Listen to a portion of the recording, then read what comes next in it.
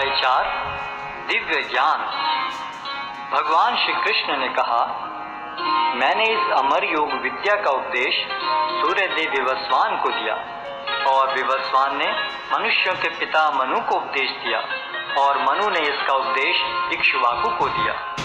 आज मेरे द्वारा वही यह प्राचीन योग यानी परमेश्वर के साथ अपने संबंध का विज्ञान तुमसे कहा जा रहा है, क्योंकि तुम मेरे भक्त तथा मित्र हो।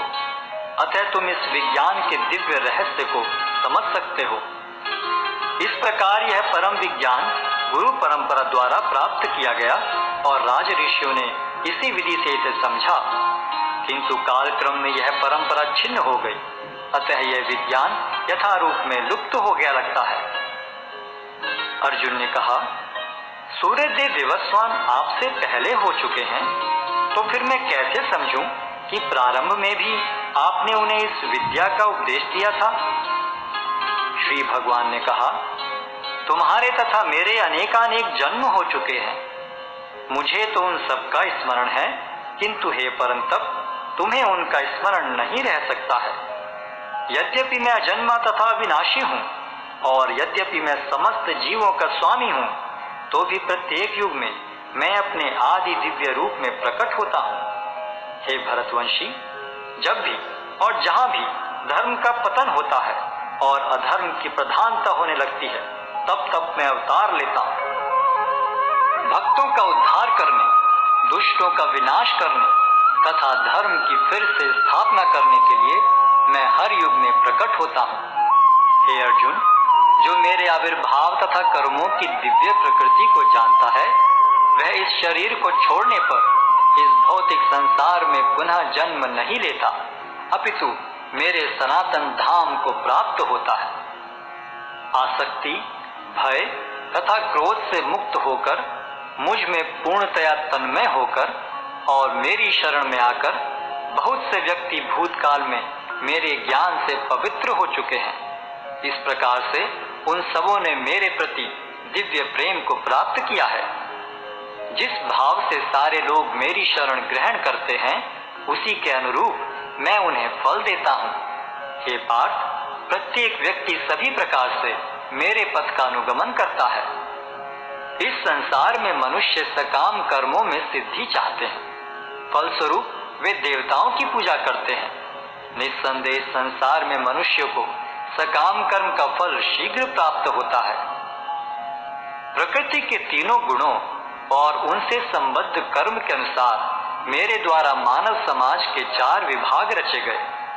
यद्यपि मैं इस व्यवस्था का सृष्टा हूँ, किंतु तुम यह जान लो कि मैं इतने पर भी अव्यय अकर्ता हूँ। मुझ पर किसी कर्म का प्रभाव नहीं पड़ता, न ही मैं कर्म फल की कामना करता हूँ।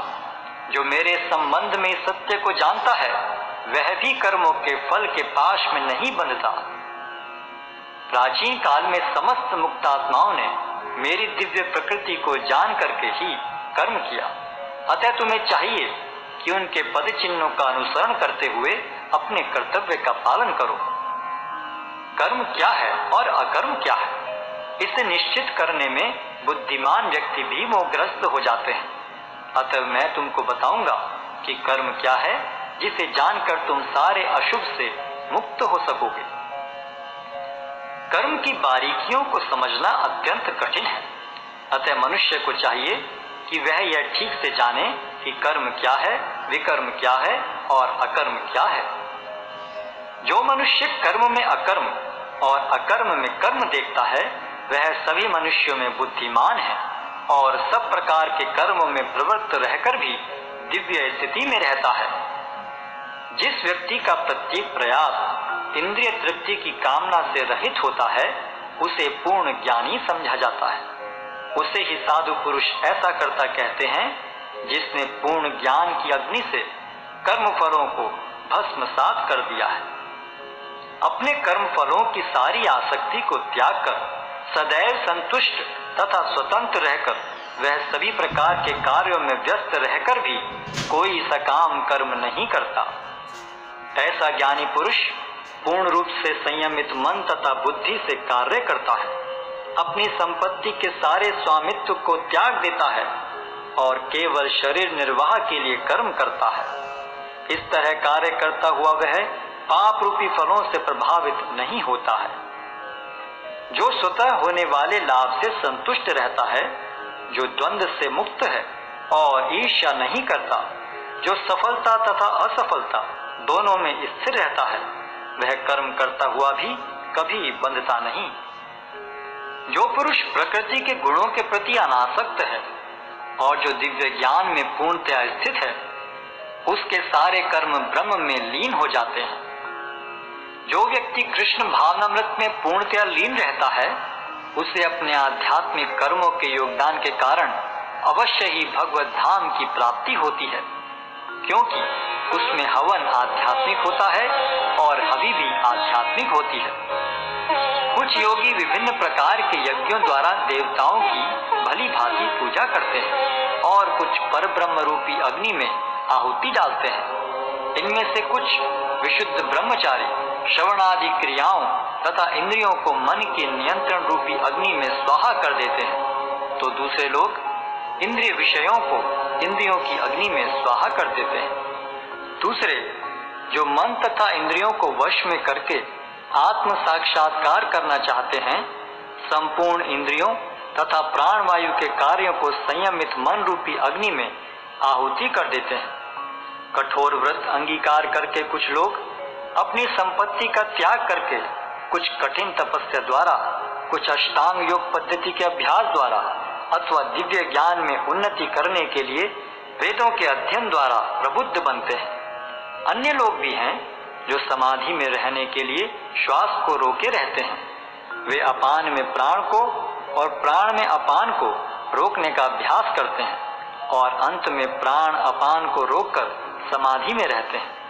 अन्य योगी कम भोजन करके प्राण की प्राण में ही आहुति देते हैं।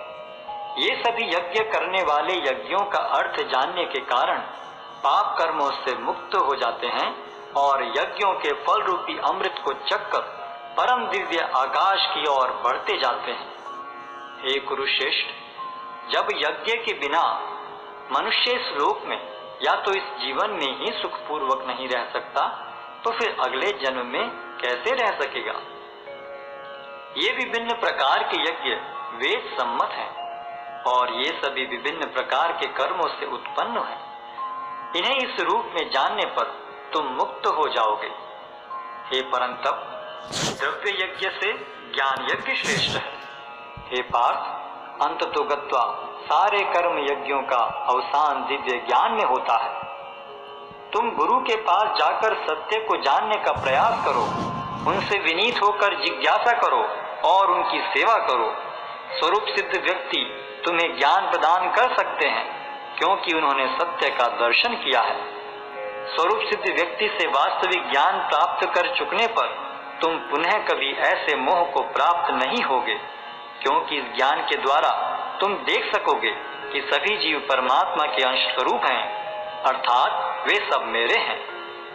यदि तुम्हें समस्त पापियों में भी सर्वाधिक पापी समझा जाए, तो भी तुम दिव्य ज्ञान रूपी नाव में होकर दुख सागर को पार करने में समर्थ होगे। जैसे प्रज्वलित अग्नि ईंधन को भस्म कर देती है, उसी तरह हे अर्जुन, ज्ञान रूपी अग्नि भौतिक कर्मों के समस्त फलों को जला डालती है। इस संसार में दिव्य ज्ञान के समान कुछ भी उदात्त तथा शुद्ध नहीं है। ऐसा ज्ञान समस्त योग का परिपक्व फल है। जो व्यक्ति भक्ति में सिद्ध हो जाता है, वह यथा समय अपने अंतर में इस ज्ञान का आस्वादन करता है। जो श्रद्धालु दिव्य ज्ञान में समर्पित हैं और जिसने इंद्रियों को वश में कर लिया है, वह इस ज्ञान को प्राप्त करने का अधिकारी है और इसे प्राप्त करते ही वह तुरंत आध्यात्मिक शांति को प्राप्त होता है।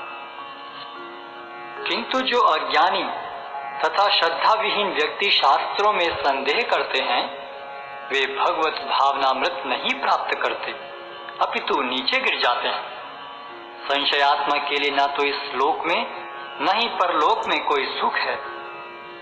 जो व्यक्ति अपने कर्म फलों का परित्याग करते हुए भक्ति करता है और जिसके संशय दिव्य ज्ञान द्वारा विनष्ट हो चुके हैं, वही वास्तव में आत्मपरायण है। हे धनंजय, वह कर्मों के बंधन से नहीं बंधता। अतएव तुम्हारे हृदय में अज्ञान के कारण जो संशय उठे हैं, उन्हें ज्ञान रूपी शस्त्र से काट डालो।